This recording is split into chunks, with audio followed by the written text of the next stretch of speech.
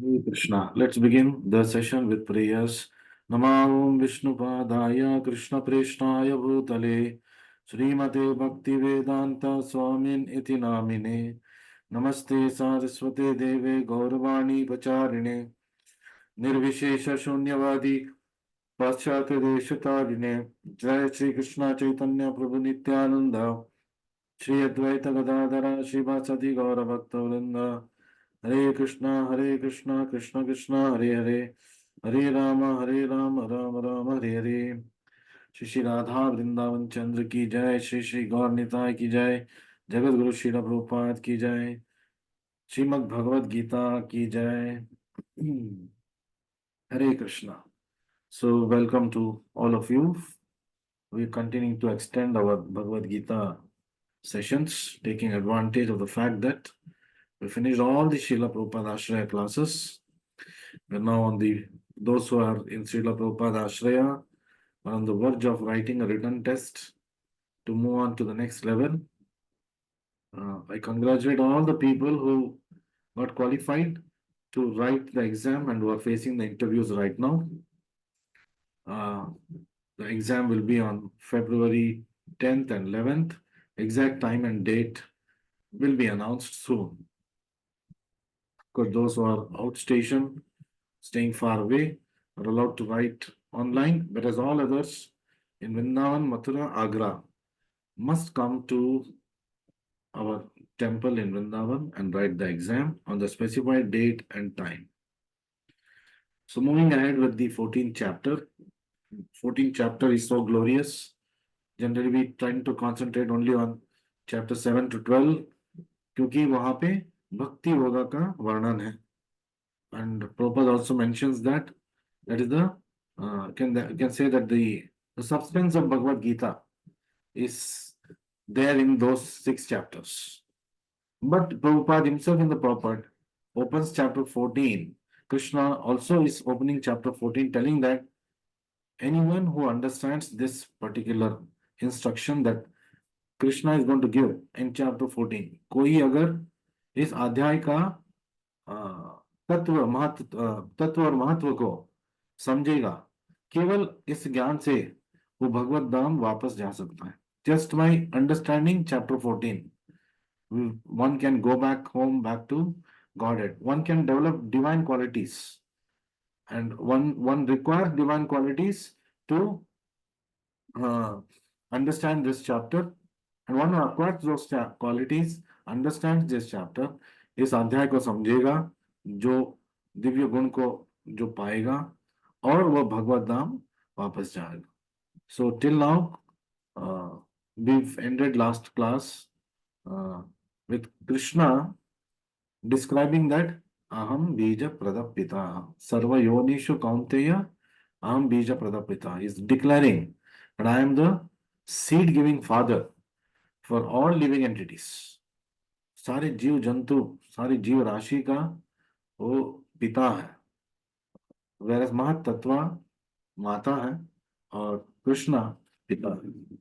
So we'll straight away move ahead to the next section in this particular chapter. We'll move on to shloka number 5. So now in shloka number 5, from here onwards, Krishna starts describing about how Sattva-guna, Rajoguna and Tamoguna influence our actions, our behavior, our knowledge and our character. कैसे सत्वगुण में या रजोगुण में या तमोगुण में जो कोई रहता है, उसका his actions, his knowledge, his wisdom, everything gets affected and his life becomes oriented according to that particular guna. So Krishna is now describing how Sattva, Raja and Tama act and influence a person, influence the soul and the actions that it takes. Sattvam Rajas Tama iti guna prakriti sambhavaha nibadhanti mahabhaho dehe dehinam avyayam. So very important statement Krishna makes. Dehe dehinam avyayam. So let's read what is there in the translation. So this shloka describes how there is variety of happiness and distress. कैसे एक मनुष्य के जीवन में अनेक तरह के खुशियां और दुख आते रहते हैं, जाते रहते हैं. So material nature consists of three modes. तो प्रकृति में तीन गुण हैं. और वो तीन गुण क्या है? Goodness, passion, ignorance. सत्वम, रजस, तम इति. These three. When the living entity comes in contact with nature, तो गुणा प्रकृति संभवाः निबध्नन्ति महाबाहो. So what is Krishna telling here? When the living entity comes in contact with nature, he becomes conditioned by these modes. निबध्नन्ति, बंधा जाएगा. गुणा प्रकृति संभवाः, त्रिगुणों में वो उलझ जाएगा. तो महाभाव है अर्जुना, देहे देहिनम अव्ययम. तो इस देह में जो देही है वो सनातन है, अव्यय है. The soul is eternal, but being influenced by the three modes of material nature, it acquires certain qualities. And because of those qualities, again, the modes of nature start acting. It's like a vicious negative cycle. And nibadnanti, he will helplessly act bound by these three modes. So in the Purvart, Prabhupada very nicely explains what Krishna is trying to express to us. So it's a short purport, we'll read it. The living entity, because he is transcendental. Jiva, Hare Krishna, give me 1 minute. Hare Krishna, Krishna Krishna. Okay. The living entity, because he is transcendental, has nothing to do with material nature. जीव दिव्य आत्मा है, तो वो भौतिक प्रकृति से कुछ लेना देना नहीं है. जीव को, आत्मा को कुछ लेना देना नहीं है. Still, because he has become conditioned by the material world, लेकिन इस भौतिक जगत में आके वो बंधा गया है. He is influenced, is conditioned by what? By the nature itself. He is acting under the spell of the three modes of material nature. तो भौतिक जगत के त्रिगुणों के आधार पे वो अपना कार्य कर रहा है. उनका सोचना, उनका कार्य, उनका ज्ञान, सब ये तीन गुण के प्रभाव से वो बंधा गया है और वो उसका जीवन चल रहा है. Because living entities have different kinds of bodies in terms of different aspects of nature, they're induced to act according to that nature. So sattva, rajas, tama, तो इनके combination से, by the combination of sattva, raja and tama guna, and in the same day, sometimes sattva guna is more, sometimes raja guna is more, sometimes tama guna is more in one person. And therefore he behaves differently. सुबह सात्विक रहेगा, दोपहर होते होते राजसिक बन जाएगा, और शाम को, रात को तामसिक गुण बाहर आएगा. So Krishna is telling here that when living entity comes in contact with the modes of nature, his activities in material world are influenced and he acts accordingly. So this is the cause of the varieties of happiness and distress. 84 lakh योनियां क्यों है? Prabhupada explains. Originally there are only 3 colors. तो उन 3 colours को mix करने से आपको 9 colour मिलेगा, और उन 9 कलर को मिक्स एंड मैच करने से केवल वो 3 कलर से आपको अनेक अनेक रंग मिल जाएंगे. You get many colours by mixing the same 3 primary colors. Similarly, by the different percentages of sattva guna, tamo guna, rajo guna, like let's say 70% sattva guna, 20% tamo guna, 10% rajo guna, which, so this is going to be one type of body. 70% tamo guna, 20% rajo guna, 10% sattva guna can be another type of body. So based on this permutation combination, there are 84 lakh species of life, and based on these actions, based upon the interactions of the 3 modes with the jiva, the varieties of happiness and distress. तो दुख और सुख वो तो आते हैं जाते हैं। दूसरे अध्याय में कृष्ण हमें 14वें श्लोक में बताते हैं, मात्रा स्पर्शास्तु कौन्तेय शीत उष्ण सुख दुख दाह। जैसे शीत और उष्ण, like summer and winter comes and goes, like that happiness and distress which is based upon karma will come in our life and will go away without our asking for it. Distress will come and go away without our asking for it. Distress आएगा, दुख आएगा और दुख चला भी जाएगा। दुख भी परमानेंट नहीं है, सुख भी परमानेंट नहीं है, लेकिन दुख पाने का जो प्रवृत्ति है वो भौतिक जगत में शाश्वत है। मतलब एक प्रवृत्ति भौतिक जगत का शाश्वत है, और भौतिक जगत शाश्वत नहीं है।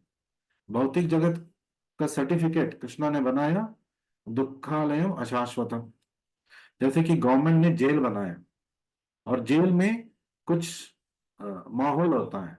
जेल एक मकसद के लिए बना है। So the jail has been formed by the government. It has been formed for a certain purpose. And we'll see that most of them in the jail are distressed. And many times the jailer puts them into distress because he has been told by the judge that he has to undergo rigorous imprisonment, rigorous punishment. तो इसलिए उस जीव को उस jail में अनेक कष्ट भोगना पड़ता है, और जानबूझ के जेलर दे रहा है। जेलर कैसे दे रहा है?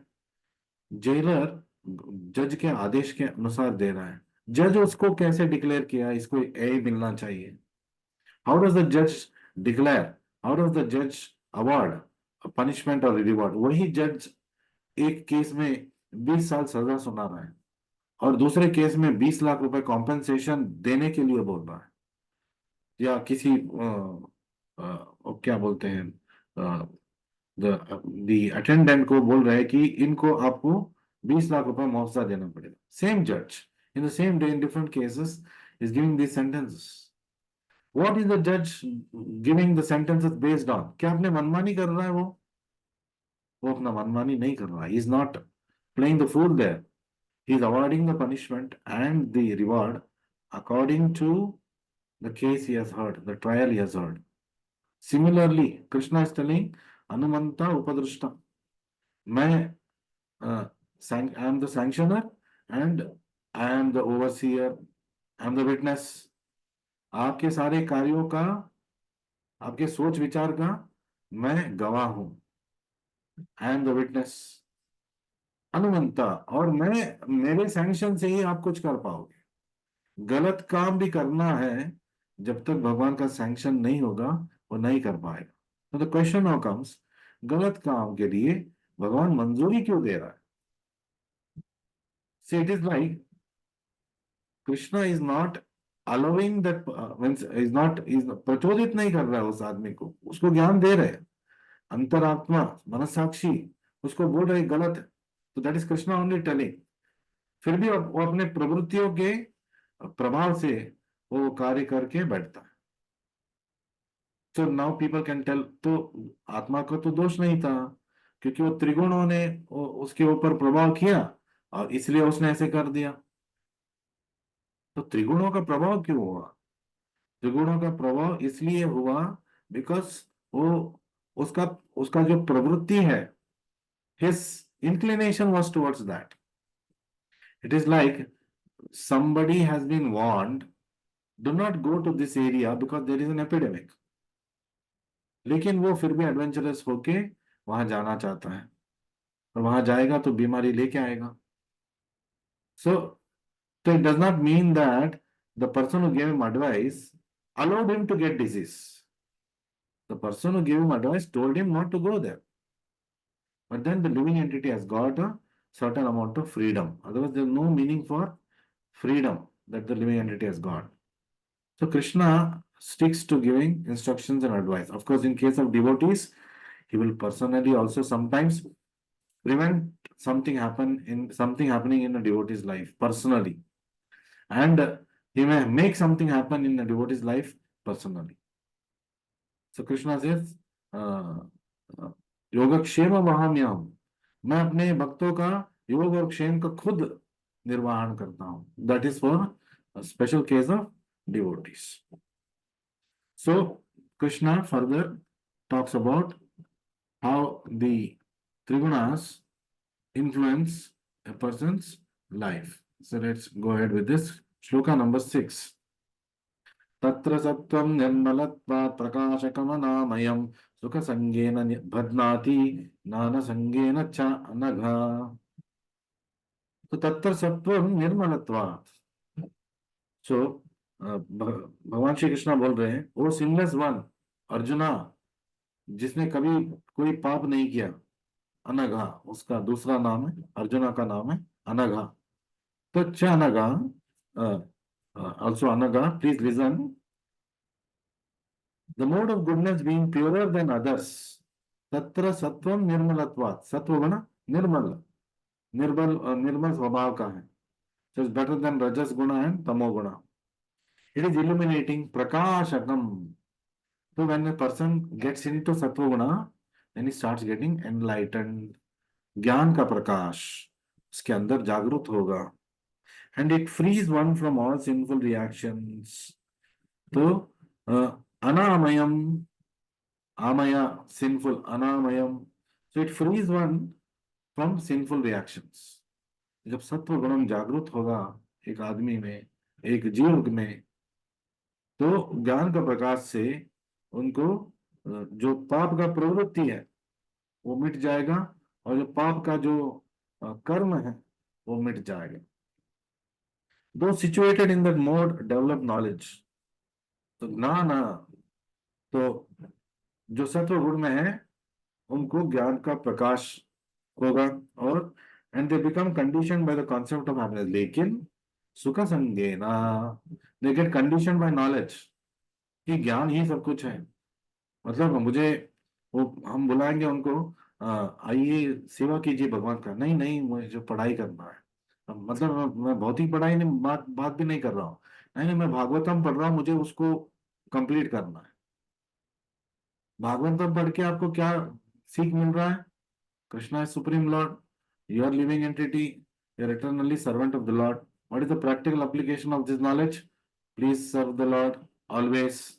What is Krishna telling in Bhagavad Gita? Krishna is also telling Satatam Kirtan Tamam. तो कृष्णा क्या बोल रहे हैं?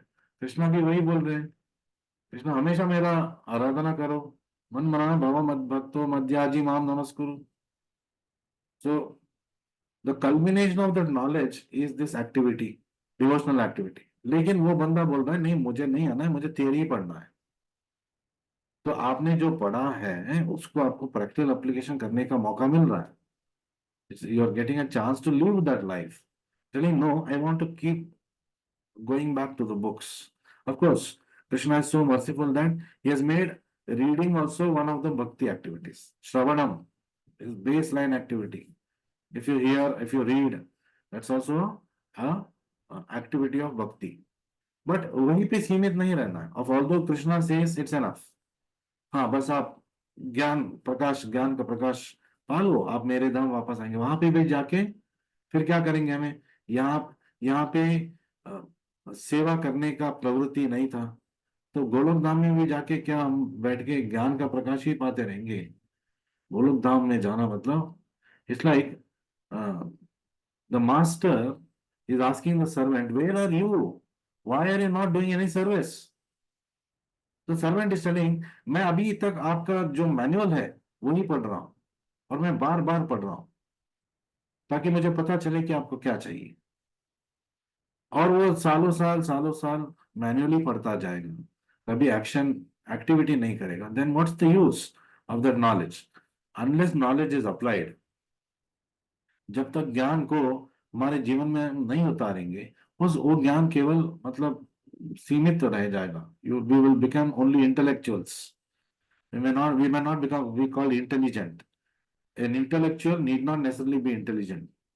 Intellectual means capacity to think, but intelligent is capacity to think and act accordingly. There is a difference between intellectual and intelligent person. An intelligent person is an intellectual who put his knowledge into action. An intellectual is a knowledgeable person. That's the difference. तो ऐसा नौकर किसको पसंद होगा? How, अगर आपके नौकरानी आके घर में बोलेगी, माता जी मैं पढ़ रही हूँ, मैं यूट्यूब वीडियो देख रही हूँ कैसे बर्तन को मांजना चाहिए, कैसे घर को नीटली रखना चाहिए, पिछले 1 साल से तुम वही कर रही हो, तुम केवल ज्ञान पा रही हो, तुम तो घर का काम नहीं कर रही हो, कौन सा मालिक ऐसे नौकर को रखना चाहेंगे? कोई नहीं रखना चाहेगा। तो गोलोक जाएंगे भी फिर ज्ञान के प्रभाव से, फिर ज्ञान पाने की रुचि में कृष्ण को निर्लक्ष्य करके, कृष्ण का जो the lotus feet of Krishna, by neglecting the lotus feet of Krishna, will come back into this material world. Bhakti yoga is the only platform where a person can safely, permanently, we can say that we will stay in the holy dham. जब ज्ञान का लत लग जाएगा, कर्म का लत लग जाएगा, तो भगवान से धीरे धीरे वो विमुख होता जाएगा, because he is not putting it in action. ज्ञान है लेकिन एक्शन नहीं हो चल रहा है, कर्म कर रहा है लेकिन भगवान बीच में नहीं है, मतलब Lord is not the centre of his activity, so slowly he will drift away from devotional service. So the living entities, so what is the sloka telling? Jnana sangena, sukha sangena, he will get entangled with happiness. सुख पाना ही जीवन का उद्देश्य हो जाएगा, ज्ञान पाना ही जीवन का उद्देश्य हो जाएगा। ज्ञान में जो प्रैक्टिकल एप्लीकेशन दिया है वो करना नहीं है, लेकिन केवल ज्ञान पाना है। when a person comes to when a person comes to doing that, then he has just lost the plot, because the plot says that engage in devotional service. So Prabhupada in this purport, slightly long purport, Prabhupada ji writes, so he says in this, the living entities conditioned by material nature are of various types. तो सत्व रजो तमो गुण का मिश्रण से अनेक अनेक प्रकार के जीव जंतु हैं, और मानव के 4 लाख योनियां हैं, अलग अलग स्वभाव के। One is happy, another is very active, another is helpless. तो कोई बंदा हमेशा सुख में है, ज्यादातर सुख सुख में है, कोई बंदा हमेशा मतलब चुस्त है काम काज में, is always energetic, and another is helpless, हमेशा विक्टिम का रोल प्ले करते हैं, ओ मेरे साथ ऐसे हो गया, मेरे साथ वैसे हो गया, मेरे दुख का कारण ये है, मेरे दुख का कारण वाई है, जेड है, तो के अवलोकन नहीं करते अंदर। All these types of psychological manifestations are causes of living entities conditioned status in nature. तो ये जो मनोप्रवृत्ति है यही है बंधन का कारण। Over thinking is a disease, and over thinking will cause many other diseases. So how they are differently conditioned is explained in this particular section of Bhagavad Gita. तो the mode of goodness is first considered. तो कृष्ण अभी अगले श्लोक से हमें explain करना start करेंगे कैसे सत्व गुण में क्या क्या क्वालिटीज एक जीव अट्रैक्ट करेगा, what are the qualities that he will develop, और उस क्वालिटीज के अनुसार वो कैसे प्रभाव, कैसे स्वभाव और कैसे कार्य करेगा। So very nicely Krishna will explain to us the effect of developing the mode of goodness in the material world is that one becomes wiser. तो सत्व गुण, व्हाट वाज दैट? प्रकाशकम, अनामयम, देन ज्ञान संज्ञेना, ज्ञान का प्रकाश हो जाएगा तो ही बिकम्स वाइज, तो बुद्धिमान व्यक्ति बन जाएगा। Then a man in the mode of goodness is not so much affected by material miseries. सत्व गुण में है, प्रकाश का मतलब ज्ञान का प्रकाश है, तो कम दुखी है, लेकिन दुखी है लेकिन उसका दुख कम है, बिकॉज वो फिलोसॉफिकल बन जाएगा। He will start understanding that behind this distress is my own doing. तो सत्व गुणी ऐसा विचार करता है। And he has a sense of advancement in material knowledge. और भौतिक ज्ञान का भी उस लत लग जाता है, नॉट ओनली आध्यात्मिक ज्ञान और भौतिक ज्ञान का भी उनको लत लगेगा। Further Krishna Prabhupada says the sense of happiness is your understanding that in the mode of goodness one is more or less free from sinful reactions. तो सत्वगुणी ये सोच के भी थोड़ा अहंकार आ सकता है कि हाँ, इस स्तर पे मुझे मेरे पाप कार्यों का जो रिएक्शंस है वो कम मिलेगा, क्योंकि मुझे वो प्रवृत्ति मेरे अंदर वो प्रवृत्ति कम होते जा रहा है. So again that becomes binding.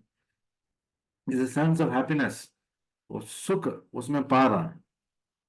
And one is more or less uh, when having greater knowledge and greater sense of happiness. तो सत्व गुणी के अंदर ज्ञान का प्रकाश रहता है और आनंद का उनको अनुभव होता है. The difficulty here is that when a living entity is situated in a mode of goodness, he become conditioned. देखिए सत्व गुण में भी मटेरियल वर्ल्ड में ही, भौतिक जगत में ही बंधे रहेंगे. सत्व गुण बनने से हमें भौतिक जगत में ही रहना पड़ेगा. So we have to go beyond. So Krishna is telling त्रैगुण्य विषया वेद निस्त्रैगुण्यो भवार्जना. आप इन 3 गुणों को पार करके जाना है, गुणातीत बनना है आपको. मतलब गुणातीत का मतलब शुद्ध सत्व, pure devotional attitude you must develop. So in this way he becomes conditioned because he knows that he's living by leading a sattvic life, he'll have a better life, he'll get happiness, then he'll get the access for spiritual knowledge. But then he gets conditioned to only limiting himself to this for acquiring knowledge and for going behind happiness in the right way. As such, they are attracted towards working in the mode of goodness. तो सत्व गुण में कार्य, दान, तप और charities, austerities, all the good activities, and becomes condition. मतलब उसको करना है, like a ritual. एकादशी मतलब मुझे जाके भंडारा कराना है. किसकी संतृप्ति के लिए? आत्म संतृप्ति के लिए.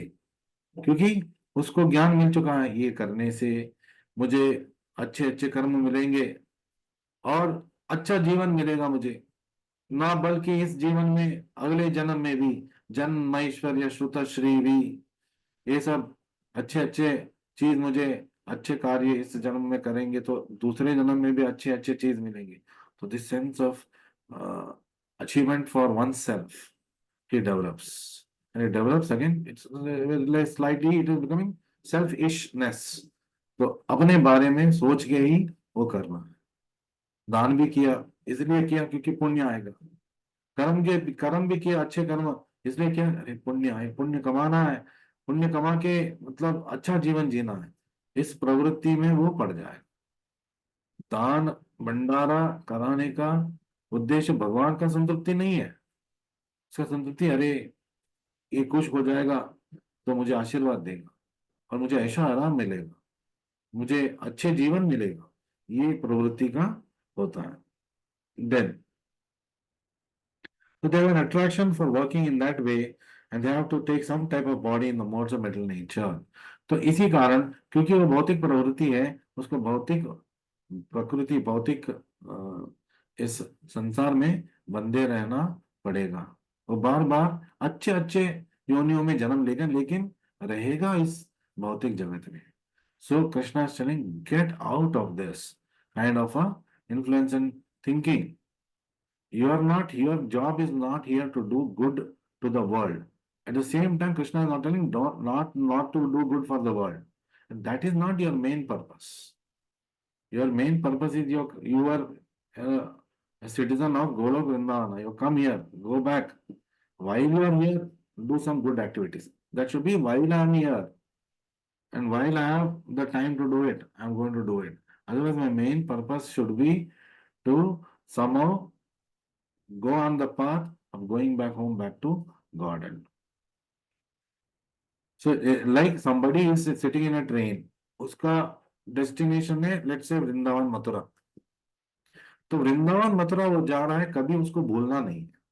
लेकिन वृंदावन मथुरा जाते हुए, while going to Vrindavan Mathura, in the train, on the railway station, in the train, he can do a lot of good activities. लेकिन उस गुड एक्टिविटीज में कोई आप उनको बोलेगा आपने ऐसे कार्य कर दिया, अगला स्टेशन में मेरा घर है, आप उतर जाइए ना, आप मेरे घर वालों से मिलिए, वो भी आपको खूब आशीर्वाद देंगे। तो इसको पूरा अच्छा लग रहा है, हाँ मैं आऊंगा आपके साथ। तो वो बह गया, अपना मकसद भूल गया वो। इस this one wants to go back to Vrindavan is home, but now he is getting down the station because he wants that. तो वो प्रवृत्ति उसको खींच के चले जाएगा और वो प्लेटफॉर्म में ही रह जाएगा, वो अपना डेस्टिनेशन रीच नहीं करेगा। जैसे crude example I'm giving. I hope you got the point there. So next, Prabhupada says in the purport, uh, due to the illusion of material energy, one thinks that that sort of life is pleasant. तो ए सत्व गुणी कैसे कैसे, मतलब what are the different types of सत्व, मतलब professions, सत्व कार्य, एक फिलोसोफर मतलब तर्कवादी बन जाएगा, साइंटिस्ट विज्ञानी, इन अ गुड सेंस, पोएट कवि, लेकिन वो इसी में उलझ उलझ जाएगा, यहाँ तक कि भगवान भूल जाएगा, वो नास्तिक भी बन जाएगा। अच्छे कार्य कर रहा है, लोक कल्याण के बारे में सोच रहा है, लोगों को अच्छा करना है, इस इस लोक में कल्याणकारी कार्य करना है, ये उसका उद्देश्य है। लेकिन भगवान को वो भूल चुका है। Why is doing all that for self aggrandizement only, क्योंकि उससे मुझे अच्छा जीवन मिलेगा। But it is a better life than Rajoguna and Tamoguna life, which we will learn in the other shlokas. So, very clearly, Prabhupada brings out in the purport, and Krishna is telling us here, Sukha Sangena, Gnana Sangena, is influenced, is attached to only these things. And Prabhupada is telling the illusion of material energy is making him think that this is everything. ऐसा अच्छा जीवन यही सब कुछ है। बहुत ही like it is like somebody in the jail making plans to stay in the jail but having a nice life there. क्या मैं जेलर से अच्छे रहूंगा, मतलब अच्छा संबंध बनाऊंगा, तो मैं जेल में सुख से रह पाऊंगा। बाकी जो यहाँ पे क्रिमिनल्स है उनके साथ भी अच्छा संबंध बनाऊंगा, अच्छे अच्छे मैं भी उनके लिए कुछ अच्छा करूंगा, हड़ताल करूंगा उनके लिए। लेकिन कभी वो उसको सोचना वो भूल ही गया कि एक्चुअली वो जेल में रहने के लिए, मतलब वो नहीं आया है। It is not that his main purpose is to live in the jail, his main purpose is to get reformed and go out of the jail, which is his actual position outside the jail. लेकिन अभी क्या कर रहा है वो जीव, plan कर रहा है, is making plans how to lead a good life in the jail, how to, अरे जेल से बाहर भेज देंगे, फिर बाहर जाके धक्के खाना पड़ेगा, जेल में ही रोटी तोड़ेंगे और अच्छा अच्छा संबंध बनाएंगे, जेलर भी मुझे मतलब सुविधा देंगे। There are many jails, there are many stories we have heard of how politicians bribed the jailers and they got all facilities। उस जेल में उसके सेल में एसी है, पर्सनल टॉयलेट है, बेड है, हीटर है, सारे सुविधा है, टीवी है, तो मोबाइल है, इंटरनेट है, सब कुछ मिल रहा है उसको। और अगर वो बंदा ही सोचेगा था कितना अच्छा जिंदगी जी रहा हूं, तो यहाँ पे इसको मुझे हमेशा ऐसा जीवन मुझे चाहिए, उसके लिए जब प्लानिंग करना बैठेगा, तो you see that is how a person gets entangled, he forgets that that's not where he is supposed to be, he is supposed to go out of the jail। We'll quickly take up another shloka number 7, where Krishna starts the description of the interactions, and in the shloka after that he will take it further। तो सत्व गुण में क्या होगा, तो he has given a brief indication। रजो रागात्मकं विद्धि तृष्णा संग समुद्भवम् तन्निबध्नाति कौन्तेय कर्म संगेन देहिनाम्। सत्वगुण में क्या हो रहा है, ज्ञान संगेन, ये ऐसा हो रहा है। यहाँ पे क्या संज्ञान हो रहा है, कर्म संगेन देहिनाम्। सो ज्ञान संगेन सुख संगेन, the main purpose of that sattva guna quality person is jnana sanga guna sanga, attached to knowledge and attached to happiness। Whereas rajoguna wala, what is he getting attached to, karma sangena tan nibadnati, बंधा गया है अच्छे मतलब कार्य में उलझ के वो मतलब अपना जीवन को व्यस्त रख रहा है, very busy always. Course, if you're keeping also spiritual busy, that is not Rajoguna. That is beyond Sattva. That is Shuddha Sattva. Because that is the mandate of Krishna. Tatatam kirtayanto maam. Krishna is not telling कभी कभी 5 minute कीर्तयंतो माम, 1 घंटे कीर्तयंतो माम, नहीं. सततम कीर्तयंतो माम, वो दिन के लिए नहीं बोल रहे, वो अनादि काल के लिए बोल रहे, सनातन काल के लिए बोल रहे. Not that in this life time मैं अपने आप को बिजी रखूंगा भजन में, गोलोक धाम जाके मैं मौज उड़ाऊंगा. वहां पे भी जाके हमें भगवान का सेवा ही करना है. That is what it is meant for, going back to Godhead. So what is the shloka telling us here? Birth of mode of passion and its features. Rajo ragatmakam viddhi. So the mode of passion is born of unlimited desires and longings. Trishna sanga samudbhavam. The thirst, the vasana, the desire to have many things, to acquire many things, material in nature. That is where the Rajoguna gets created. Rajo ragatmakam viddhi. Ragatmaka. What is the word Prabhupada using the translation for? Born of desire or lust. Raga atmaka. तो उसका नतीजा क्या है? रजोगुणा. ये जान लीजिए विद्धि, तृष्णा संग समुद्भवा, हैंकरिंग, ये रजोगुण है. I want, I want, I want. तन निबद्धनाति, उसी में उलझ जाएगा, उसके लिए वो कार्य करेगा. कर्म संगेन देहिनाम. Work is worship. किसको वर्शिप करना है भाई? वर्क को ही वर्शिप करना है. Krishna is telling offer your work to me, and he is telling my work is my worship. तो ये भगवान को वो मतलब कहीं ऑब्लिवियन में भेज दिया. If has forgotten the purpose of that work. The mode of passion is characterised by attraction between man and women. जो लस्टी डिजायर्स है, आदमी और औरत का जो अट्रैक्शन है, आकर्षण है, वो किस कारण से हो रहा है? रजोगुण के कारण से हो रहा है. So when we get excessively thoughts of mingling with the opposite gender, that means the rajoguna is predominant in that person. वो हमेशा रजो रागात्मकम के बारे में सोच रहा. then Nibbana, he gets bound. Now 24 hours is thinking only about that. How do I acquire woman, wine, and all the other material enjoyment? So one develops hankering for material enjoyment and he wants to enjoy sense gratification. तो इंद्रिय तृप्ति उसका जीवन का मुख्य लक्ष्य बन जाएगा. In fact the only aim of his life can be the gratification of his senses. And he wants to have a happy family, nice children, wife, society, जो भौतिक जगत में सब लोग चाहते हैं. तो वही वही अधिक मात्रा में वो चाहेगा. So somebody may ask, what is wrong with that? It is better than tamoguna, but it's not the purpose of life. Of course, you should aspire to have a good wife, good life, good children, but then that should not become the main purpose of your life. The main purpose of your life, it's not like in the jail, the person is making plans to have good partners, good association.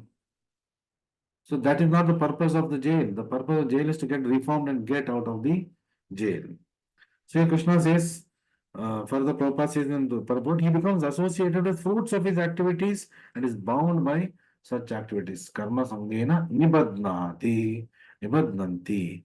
बुरी तरह वो फंस जाएगा, बुरी तरह वो उसमें उलझ जाएगा. ये रजोगुण का प्रभाव है. So modern civilization is considered to be advanced in the standards of mode of passion. तो आज की दुनिया, most of it is modes of passion, and as Kali Yuga progress, it become most of it is modes of ignorance.